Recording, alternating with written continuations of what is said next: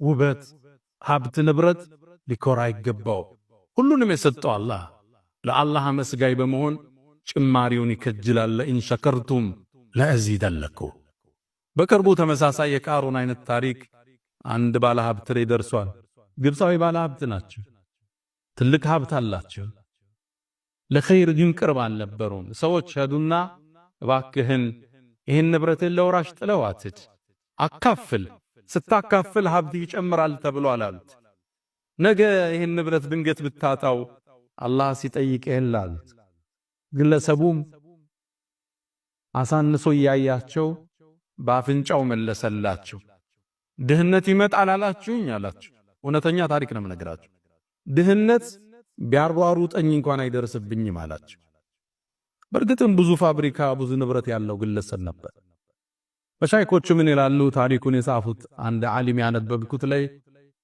ከዓመታት በኋላ ይህን ግለሰብ አየነው ንብረቱን ሁሉ ወራሽ ወረሰው ባንክ ወረሰው ከሰረ ጠፋ እዳ ላይ ወድቆ ድህነት ውስጥ ተመለከተ ነው ይላል ሰው አላህ ኒዕማ ሲሰጠው በመስጠት ጸጋውን ይጠብቃል በማመስገን አላህ እንዲያፋፋለት ጥረት ያደርጋል አይኮራ አይኮፍስም ከኸይር ጁን አይሰበስብም ለሰጠው ጌታ ምስጋና ማካፈል እንደሆነ ያውቃል ሲያካፍል ንብረቱ እንደሚጨምርለት ተነግሮታል ማ ነቀሰ ማሉ ምርእ ምን ሰደቃ ከመስጠት አይጎልም ብለውታል ነብዩ አለይሂ ሰላቱ ወሰለም ሲሰጥ እንደሚባረክለት ያውቃል ሲሰጥ ልጆቹን አላህ እንደሚጠብቅለት ያውቃል ሲሰጥ ጤንነቱ እንደሚጠበቅ ያውቃል ከሰጣችሁ መልሷል ያለም ቃል ሙእሚን አይረሳም ምድር ላይ የተሻለ ሀብት ስናገኝ ዘመድ ምን ዘጋ ጎረቤት አልፈን ምን ሄድ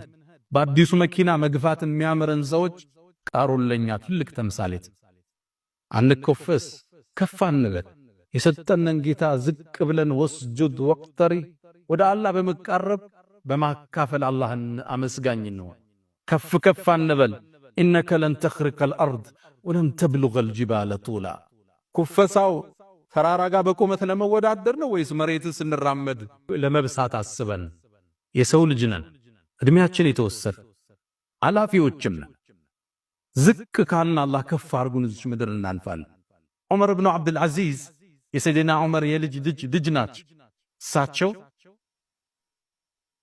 2 ዓመት ከ6 ወር የሙስሊሙን ዓለም አስተዳደሩ ዝቅ ብለው አስተዳደሩ ሲሞቱ ይላሉ ሊሞቱ አካባቢ ፍራሻቸው ላይ ተጋድመው ቤተሰብን ውጡ አሏቸው ይላል ብቻቸው ነው ከዛም እንሰማቸው ነበር አንዲትን የቁርአን አንቀጽ ቀሩ تلك الدار الآخرة እኛኮ የቀጣዩን ሀገር እናደርጋታለን الذين لا يريدون علوا في الأرض ولا فسادا ምድር ላይ በመኮፈስ አምባገነን ላልነበሩት ብክለትን ላላንሰራፋት እናደርጋታለን ብለው ሩሃቸው ወደ አላህ ተሻገረች ሙእሚን ሲኖር ያለውን አካፍሎ ሰው ጋር ስቆ ሰውን አቅፎ ተናንሶ ከፍታን አግኝቶ ያልፋል የመጀመሪያው ትምህርታችን እሱ ነው ሁለተኛው ወአህስን ከማ አህሰነ አላሁ ኢለይክ ዱባይ ተመላልሰን በረሃ ወርደን አርሰን ወርቅ ቆፍረን ኮን ያመጣነው ዝም የመሰለ ይላል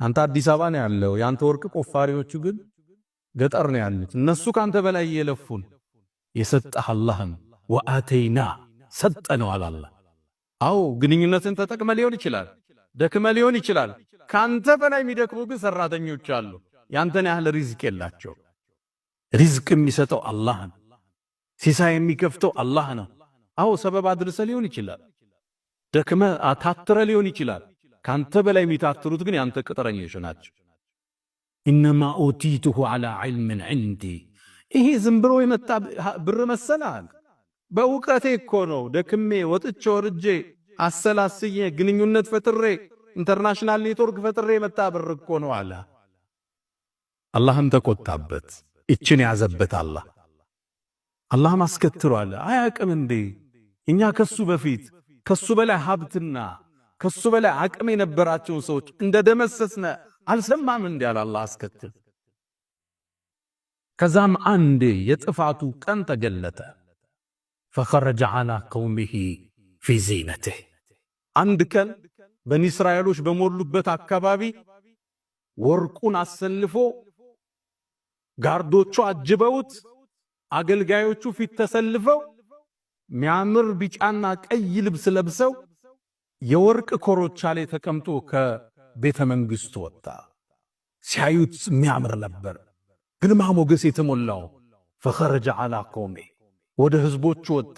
ይሄ ሁሌ የሚያረገው ነው። ወጥቶ ሀብቱን አሳይቶ ጉራውን ነፍቶ ይመለሳል ሁሌ። በዚህ ጊዜ ግን አላህ ሊያልፈው አረፈለከ። ልክ እሱ ሲወጣ ሙእሚኖቹ ከሁለት ተከፈሉ።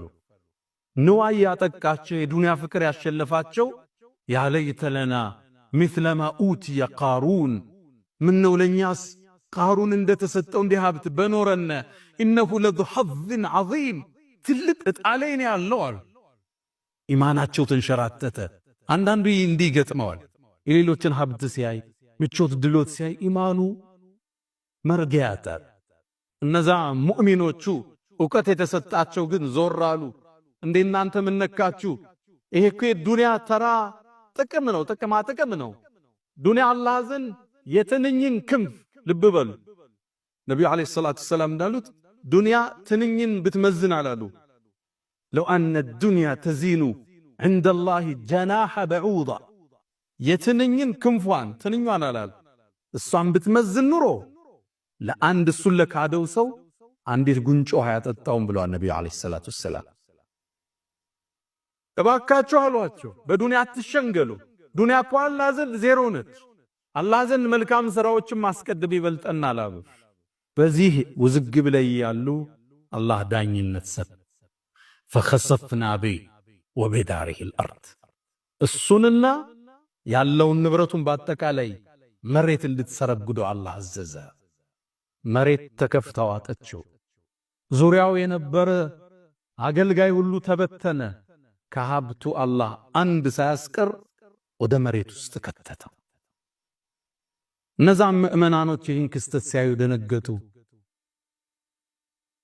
አላህ እኮ ለኛ በጸጋውን ባይሞላ ኑሮ ከመሳሳይ ክስተት ይገጥመን ነበር። ቃሩን ንብረቱ መጥፊያ ሆነ እንዴ? አላህ ቃሩንን ለትውልድ በሀብቱ ለኮራ፣ በስልጣኑ ለኮራ፣ በክብሩ ለኮራ፣ ሰዎችን ቆርጦ ለሚያይ ባፍንጫው ለሚያናግር ሁሉ አላህ ምሳሌ አድርጎ ጣለፈ። አላህ ታዲያ አንቀጹ ሲቋጨው የቃሩንን ታሪክ ተርኮ በአንድ አረፍተ ነገር ዘጋው። تلك الدار الآخرة እኛ እኮ የቀጣዩን ዓለም ነጃሉሃ እናረጋታለን للذين لا يريدون علوا في الأرض ምድር ላይ በሰዎቹ ላይ መኮፈስል መኩራትን ለማይወዷት እናደርጋታለን አለ አላህ። والعاقبة للمتقين መጨረሻው ፍጻሜው አላህን ለሚፈሩት ነው የሚል የቁርአን አንቀጽ የቃሩንን ታሪክ አላህ መዝጊያ ያደረገው። ቃሩን ሁሌም ቢሆን ለሁሉም ትውልዶች በሀብታቸው ለኮሩ፣ ሀብታቸውን ይዘው በእውቀታቸው ብቻ እንዳገኙ ታስበው ለሌላው ለማካፈል አሻፈረ ይላሉ፣ ሲመከሩ ምክርን ላልሰሙ፣ ከመካሪዎቹ በላይ ለተኮፈሱ መቀጣጫ ይሆን ዘንድ ቁርአን ላይ አላህ ታሪኩን ጠቀሰው። አላ ወተሰደቁ